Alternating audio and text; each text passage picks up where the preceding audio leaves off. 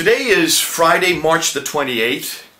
Yesterday, the much anticipated film by Geert Wilders, the Dutch politician who had, for many weeks now, has been talking about a film that was going to confront the Qur'an, confront this book, was put on the web. And of course, people are now seeing it. I've just seen it. I've looked at it. I've been quite interested in it, because what he does there is what I do here in London, is what I do often at Speaker's Corner, down at Speaker's Corner on any given Sunday afternoon. That is, I just open up the Quran and I read its pages, and I try to find out where people are sourcing their material for what they're doing in the world today. And that's exactly what he did in this film. Now, there's going to be an outcry by Muslims, but Muslims need to be careful, because what he has done is basically shown the authority, the scriptural authority, for a lot of the acts we're seeing on the news today. And he pinpointed 5 verses. 5 verses which are well known, 5 verses which I have used, 5 verses which I've heard many Muslims use. There are many more besides that, but he chose these 5 verses basically to pinpoint that much of the acts, many of the atrocities that we see in our news, and certainly everything he used is on the news. Everything he used is in public domain. Everything he used you can get on YouTube, or you can get on the internet. You can pull it down. You can look at it yourself. That's why it's so grainy. It's not professional. Many times it was filmed by amateurs with their own cameras, much like what I'm using right here. And that's why it's very available, accessible, and that's why he put it up there. Put it in his film. He went to Surah 860 to begin with. Surah 860, which talks about preparing a cavalry. I'll read it right here, and I'll read it out of Hilali's version. The one that he had on the film, of course, was in Dutch, translated into English. But it says this: "And make ready against them all you can of power, including steeds of war, to threaten the enemy of Allah and your enemy, and others besides whom you may not know, but whom Allah does know." And therefore, basically saying, get ready these steeds of war. Now, what are these steeds of war? You're interested in my Quran, in parentheses, this is not the Arabic, but this is how they would translate it. Tanks, planes, missiles, artillery. It's right there in the Quran, in their translation. So they even suggest that these are planes and tanks. And then he shows pictures of 911. He shows pictures of planes flying into those buildings. He shows the trains being blown up in Spain and the atrocities that happen. And then, of course, the reader, or not the reader, excuse me, in this case, the viewer, all he has to do is put 2 and 2 together and say, well, this must be the authority for that. These atrocities, they're been told by their scriptures, divine scriptures. These cannot be questioned, these scriptures, according to Islam. And so is it no wonder, then the people are doing what they're doing when they follow exactly what the verse is saying. He went on to Surah 4, Ayah 56. So those who disbelieve, we shall burn them in fire. And then it goes on and talks about that the skins will wear off and new skins will be given. Now, I think this is probably the weakest part of his whole argument. This is one scripture I wouldn't have used. What he took out of that is that, therefore, many Muslims are attacking Jews and cutting off the heads of Jews. He referred one speaker there on the film.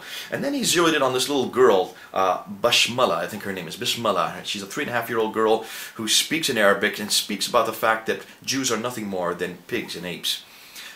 I'm not sure you can pull that out of this verse, and I'm not sure that I would have used this verse, but that's where Geert, I think, would be one area that he did fail. The next verse is a lot stronger. In Surah 47, Ayah 4, in fact, I always use Surah 47, Ayah 46. Go to the next 2 verses later, and you'll see the background to verse 4, which says very clearly, when you meet the unbelievers, the mushrikun, those who equate another with God, smite off their necks, or smite their necks, and bind them. And then he showed Zarqawi, and he showed a picture of Zarqawi, which is up there on, interestingly, has been put up on Al Jazeera, so it comes from Islamic sources. These are Muslim websites and Muslim TV. And he shows Zarqawi there with his cohorts, and a man sitting in front of him in that orange boiler suit. He's reading from scripture, reading this verse. He takes out a knife, and he bends down, and he starts to slit the throat of this man. And fortunately, the camera turns off, and you only hear the screaming behind as the man's dying. It's a terrible scene. Probably the one scene that's probably going to stand out most in your mind and your memory if you have watched this film. And it's a horrendous scene to look at. But it's a scene that we should not be surprised at, and that's exactly Wilders' point. It should not surprise us if we see this happening, if Zarqawi does choose to cut off and smite the heads of those who oppose him. Where do you think he gets that authority from? Does he have a love for striking off the heads? No, it's because he reads it right there in Surah 47, Ayah 4. And then he goes to his friend Theo van Gogh, who was killed, and he pinpoints the man who did the killing, Mohammed B, this Moroccan fellow, and he shows an interview where this Moroccan says quite clearly that he would certainly do the same thing again. He would do it to the Theo van Gogh again, because of what Scripture says. Moves on to Surah 4, Ayah 89, which says, "They wish you to reject faith with them, faith as them, so take them not as friends. And if they turn back, seize them and kill them." And now, in my scripture, let me just read that more specifically. Here in this translation, "So take not them as friends till they immigrate in the way of Allah."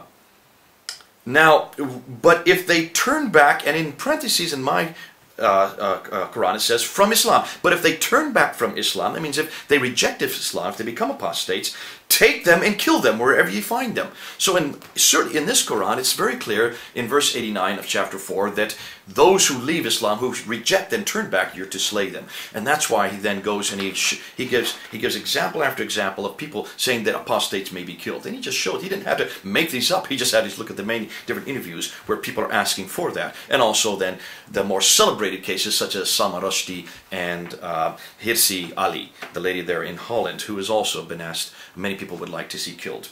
It ends off with Surah 8, Ayah 39, "Fight them till their religion is entirely Allah's."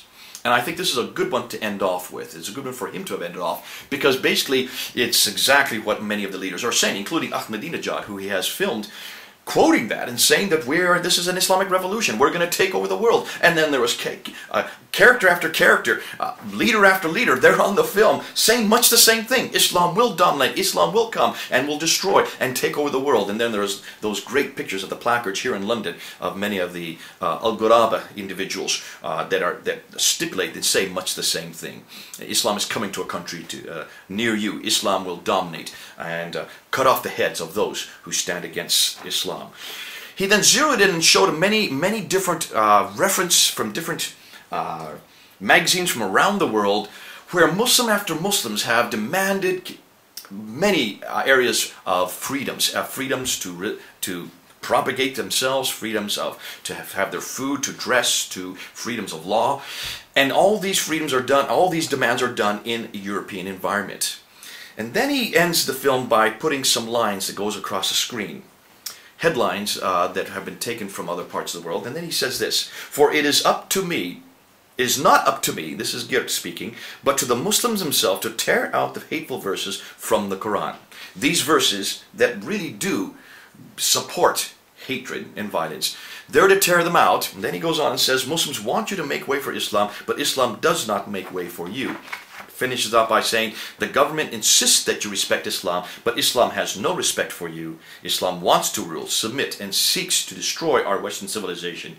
In 1945, Nazism was defeated in Europe. In 1989, communism was defeated in Europe. Now the Islamic ideology has to be defeated. Stop Islamization, defend our freedoms," is how he ends. Those are very strong words, but they're words that are backed up by what he sees in this book here. And this is why, interestingly, if you then leave the movie and then go to the interview that happens immediately down below in the live link. If you go to live link and go to the interview just below this film, you will see that there he asks some interesting questions. Questions such as, if you think that this book is so violent, what about the Bible? The Old Testament's full of violence. And his response to that is, the Old Testament is violent, but it's followed by the New Testament, which is very moderate, and in fact is very peaceful. It speaks categorically of peace. We go from violence to peace. The Quran doesn't have a book that follows it. It has no other revelation. It has nothing that supersedes it. It considers to be the last revelation. Therefore, it ends with violence. It begins with violence. It's full of violence. That's the problem. In fact, if you want to look at anything, the peaceful part of the Quran is in the first part of the Quran, what they call the Meccan surahs. The more violent ones come later. So it goes from peace to violence. The Bible goes from violence to peace, just the opposite. When he was asked, what about the response that's going to happen to this film? Are you not responsible for this response? He said very clearly, the response, if it is violent, cannot be blamed on me. The response, if it is violence, basically must be blamed on those who are doing the violence, who are following these verses. And he lays the blame squarely at the feet of the Quran. Not against Muslims per se, but against the Quran itself. And I think we need to do the same. Well, I'm not against Muslims, he's not against Muslims. I'm against what these verses say. Let's open this debate. Let's get back to me on it. I'd like to hear a response.